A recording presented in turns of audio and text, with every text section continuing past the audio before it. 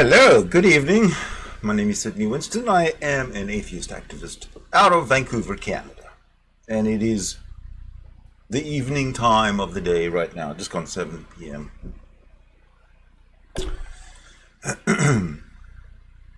Today, or now, I would like to present another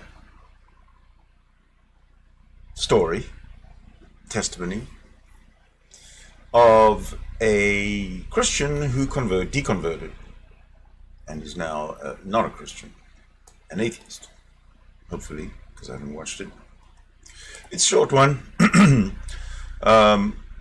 Make it a quick one. Also, before we start, there is a chat room open, ready. I will present it at the end of this short clip coming up. And let me just bring that lady in a little bit. Anyway, here we go. Jasmine Ruth will be talking for about 10 minutes. Now, afterwards, like I said, I will present the Google Meet link, which is the chat room link. And I'd also like to tell you that I still have a Google Hangouts chat room. Now, a Google Hangouts chat room is something that's permanent.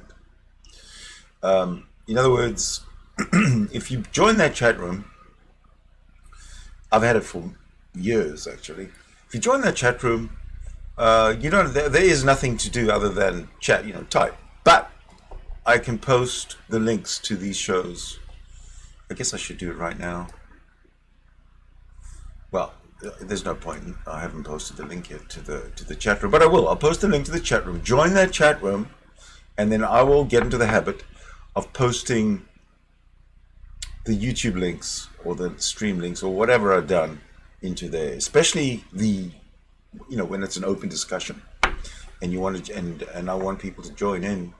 That'll be good. But and at the end of this presentation, at the end of the clip, I will open up the meet, and if anyone joins, great. If not, I'll close it and try again next time. So, I think I'm going to hand it over to Miss Jasmine Ruth, and she can tell us a little bit of why she has left Christianity. If you don't accept Jesus into your heart, if you aren't a believer, then you're going to go to hell and you're going to suffer for eternity, and that is terrifying. And it's also kind of crazy that they teach that because they can't prove it. I don't really know how I feel about this filming location, to be honest. Oh. This is like... A lot of people don't know this, but the best way to make money with Amazon in 2021 is not by selling physical products on Amazon like everyone thinks. Sorry, you got to shocker, and that might sound crazy. How do you even make money with Amazon without selling physical products?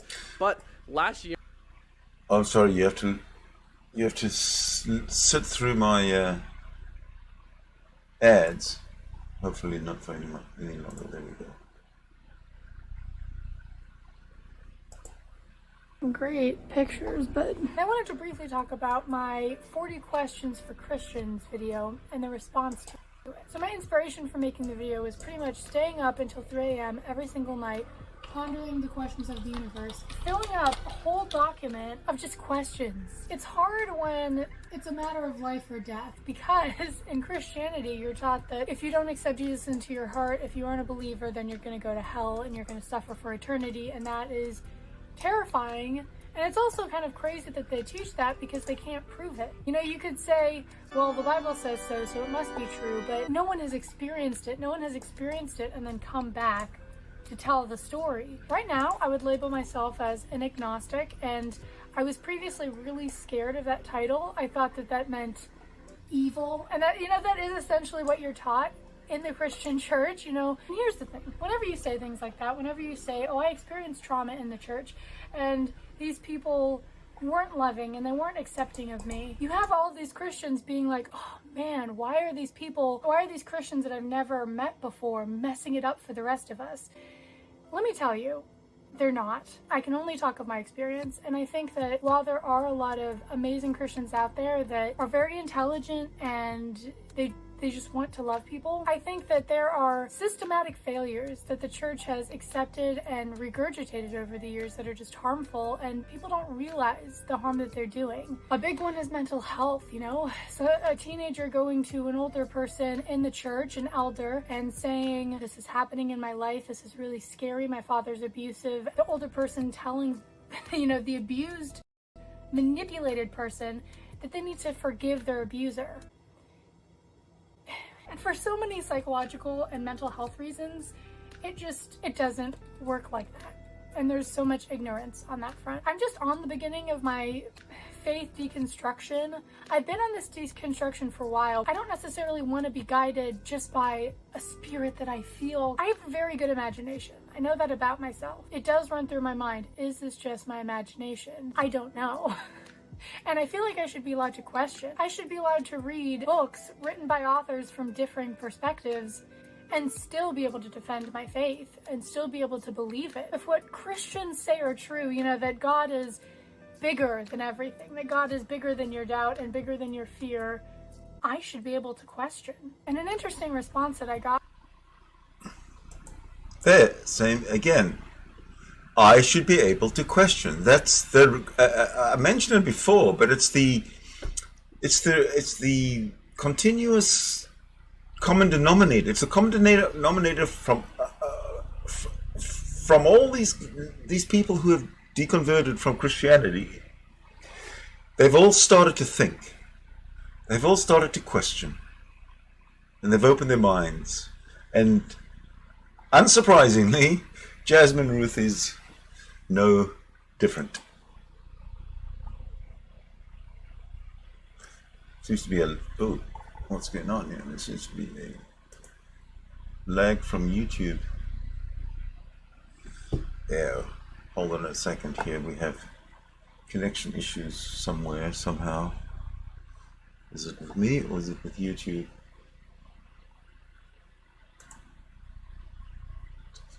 Let me just refresh the screen. 2:59. Sorry about that. I don't know why. Must have too many things open and running at the same time. It could be. Ooh, this is exciting. If you or a loved one is fighting type 2 diabetes or pre-diabetes, this... Don't you hate that?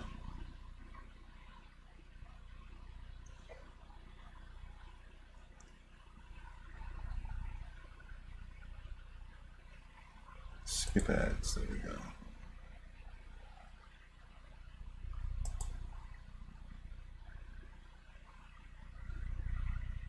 If you don't accept Jesus into your heart, if you aren't a believer, sorry, I'm going to go to suffer for eternity, and 255. That is terrifying. And it's also kind of crazy that they teach that because they can't prove it. Sorry about that. This is there we go. Is bigger than your doubt and bigger than your fear. I should be able to question. And an interesting response that I got from my 40 questions video. Well, one was a comment saying you shouldn't be asking all these questions rapid fire, but really, I wasn't really, I suppose I was asking, for answers technically in that moment, but I more just wanted to depict the product of growing up in an environment where those questions were never answered or talked about, at least in logical depth. They were usually either answered with an emotional response or a call to trust and faith. That's not good enough for me anymore. If I do come to faith and if I... Trust in faith. That's the go-to escape route for Christians. And I'm just wondering whether those Christians who are vehemently sort of evangelical, the Artangelos of this planet, who are undoubtedly smarter than they come across wearing a Christian mask. There's something psychological about an intelligent human being grasping onto a trust in faith when they know that everything that they've been exposed to that contradicts their faith, that proves their faith is mythical, has no merit, has no evidence, yet they still hold on to it. There's a psychological factor there, a negative one, and I digress. I'll let Jasmine Ruth continue. Sorry. I do find that Christianity is more or less a matter of faith over a matter of logic or fact. Sure, I might come to believe that, but for now that's not good enough. I want to read books, things that I haven't even considered before. Like, what if hell didn't exist? You know, I've read the articles, now I'm getting into the books. I want to actually research and go as deep as I can and see for myself, because something that's been very interesting about questioning my faith is that I've been realizing how dependent on someone else's word I am, someone else's opinion, what others may think. I even mentioned in my video, well, I can't talk to a pastor because they'll get offended, or, you know, they just won't understand what I'm searching for. And a pastor actually emailed me about my video, and a long email, you know, talking about all the questions that I was asking and saying how he wasn't offended. I believe him. I don't think he was offended, but I think that if I tried to ask him these questions, I think that he has very firm opinions about his interpretation of the Bible. And my emphasis on that point is his interpretation.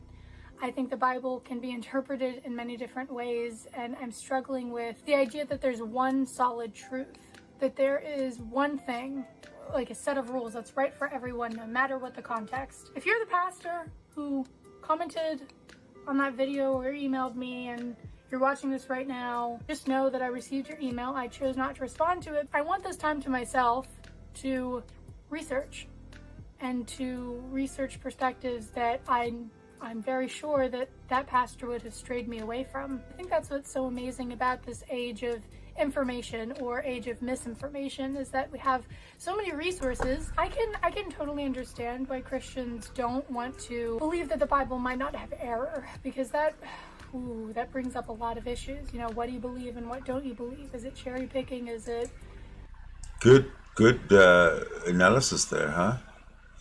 Now, this is just basic, simple questioning, you know, using your rational mind. How is it that people much older than this lady, someone as ancient as Gary Milne, aggressively pushes his Christian evangelical agenda, aggressively, to the point of being thought of as the court jester of the atheist community? Thank Gary. Thank you for the entertainment. We love you for it. Jasmine. Discernment. And I think that might be a product of growing up in the church, in fact. The fact that I'm scared of what I might find. In my experience, when I went to church, they said, you know, like, totally fine, you know, read your Bible, research as much as you want, as long as you don't disagree. Because if you disagree, we are going to aggressively shoot you down. And I'm not sure if these people mean to get as passionate as they do whenever they're talking about these topics. It's hard not to get passionate because a lot of these beliefs directly affect our lives. You know, these aren't, you know, little things. They're big things. Another thing that's interesting to me is the idea of free will and the idea that God gives us free will. I think if he does exist, that is one of the best things about him, is that he is not a dictator. What's strange to me is that while he gives us free will, we find it very difficult as humans. Have you noticed that the audio and the video are totally out of sync? We find it very difficult to give other people free will. We want to tell people how to live their lives. We want to put laws into motion that restrict people. And I just want to ask, what good does that do? Restricting people. Does that really send a loving message? You know, even as I'm saying these things, I'm trying to grapple with having people comment, oh, I disagree with this, you know, I'm having a really hard time being okay with disagreeing with people, which I assume is what they feel. They have a hard time disagreeing with me and not correcting me, and me not trying to correct them, because our beliefs are an extension of who we are and our extension of how we feel we should treat people. Another thing that I find extremely interesting is the idea of loving people. Of people, you know, with the abortion issue. I would think that conservatives say, and you know, another thing that's really interesting to me is it possible to have church free from state? Because our morals conduct our actions conduct our laws. So is it possible to completely free ourselves from church or religious morals and still have like acceptable laws? I think so, but I don't know. If you can lip read, you can pretty much watch two conversations. You can listen to one and read the other from the same person at the same time. And if you do, let us know if it's totally different. But again, on the topic of love, a lot of Christians say, yes, I love people because I want to save the child. The child within the mother's womb is a life. And that's how I love the world, and that's how I'm serving the world. And then the other side of the argument says, no, I love people. I love the mother. She should have the right to choose. I don't want her to die in childbirth. I don't want her to have to bear her rapist's child. There are just so many things. And my question is, where do you draw the line? What is this about the rapist's child dying in childbirth? What has that got to do with abortion? It's nothing to do with abortion. I think that's just some kind of a ploy that they're using to somehow further an agenda, because every time the subject of abortion is mentioned, and then the mother dying in childbirth, abortion is immoral in that case, or bearing the child of a rapist. I mean, that is not, to me, that's got nothing to do with the right of a woman to her bodily autonomy, no matter what's inside her. End of story, gentlemen. Fine. Which one is true love? Which life do you value? What rights are people's rights? I know what I believe. I think that a woman should have a right to choose. I don't know. Whenever you say, why did the Holocaust happen? Christians are very quick to say, well, you have free will. And while you have free will to act lovingly or, you know, retract inside and not really talk to anyone, other people have free will to be dictators and treat people terribly. And that's how the Holocaust happened, and that's why it was allowed to happen. But what about something that's uncontrollable, like a natural disaster or a sickness? How is that justified? And that's when you hear them say, oh, he works in mysterious ways and we could never understand. And I'm just like, I'm sorry, I just went to this because she's kind of dark and black. I don't know. for a God who supposedly created the world based on science and logic, it doesn't seem very logical to me. But this isn't a very conclusive video. It doesn't have a strong story arc or message that my other videos have, because I want these chats to just be chill and sort of like we're struggling through this together. Hope you enjoyed this very existential 20s talk. So yeah, I did. I have free will. I'm glad. Use it. There we go.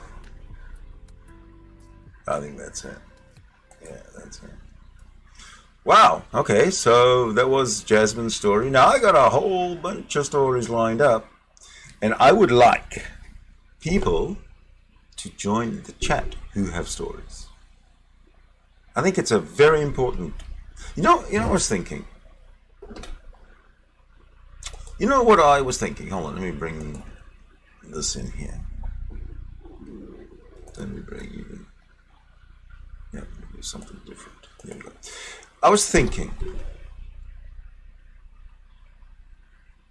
that these stories that I'm presenting, or these stories that are on the internet, on YouTube, of people who have deconverted from Christianity and become atheists because of the fact that, number one, they started thinking, they started asking questions, and number two, they didn't cower to the threats from the church, the church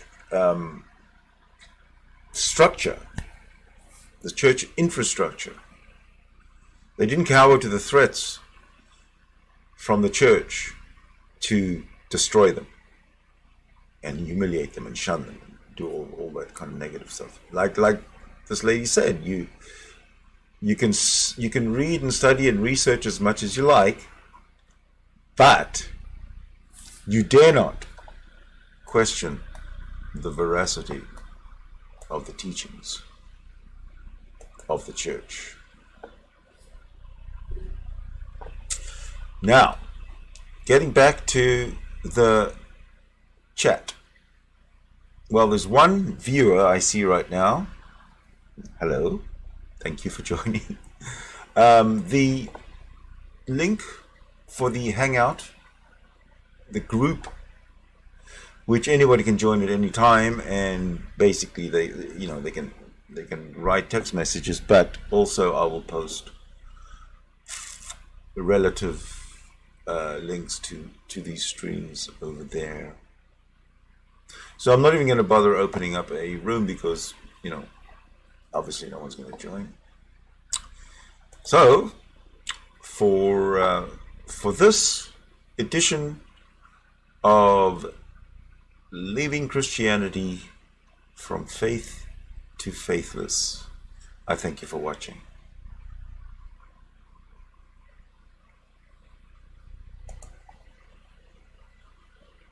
We will see you next time.